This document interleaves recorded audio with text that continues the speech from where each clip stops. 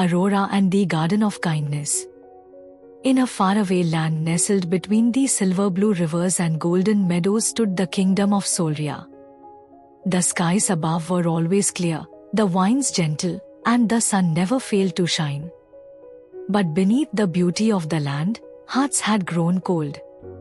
People had become too busy, too proud, or too afraid to show kindness. And so, smiles faded and laughter became rare.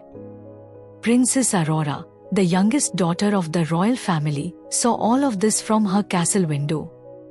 With golden hair like sunlight, sky blue eyes, and a crown of woven blossoms, Aurora was not just beautiful, she was kind.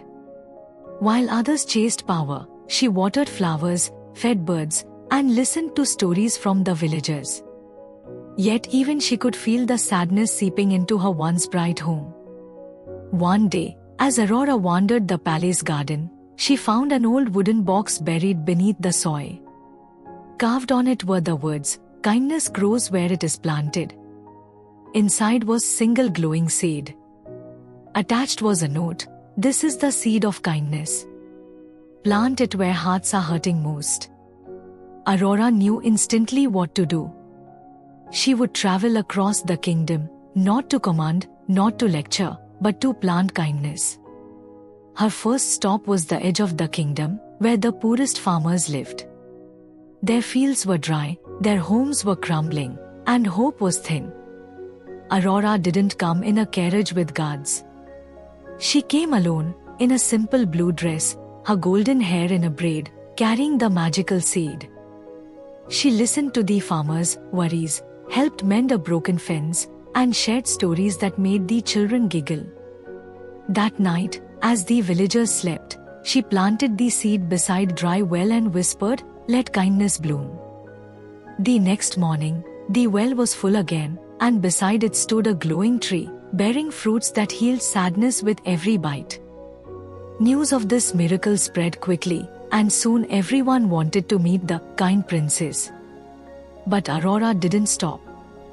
In every village she visited, she didn't give gold, she gave her time, her ears, her heart. In the market town of Rindal, where merchants fought over coins, she brought them together with laughter games and a feast she helped prepare. She planted another seed there, and the next morning, flowers bloomed from every rooftop.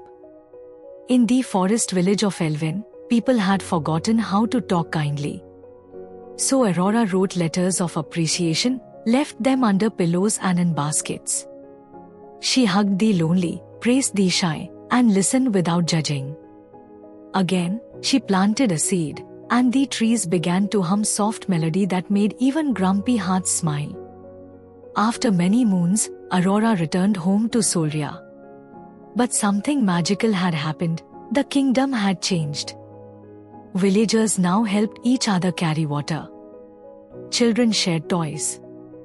Elders taught songs. Kindness had taken root. The final seed she planted was in the center of the royal garden. There, magnificent tree rose into the sky, its leaves glowing with every act of love done in the kingdom. Whenever someone gave without expecting, or forgave instead of blaming, the tree would shine a little brighter. The king and queen, once too busy for their people, were moved to tears. They hugged Aurora tightly. "You've reminded us," the queen said, "that a kind heart is greater than a crown."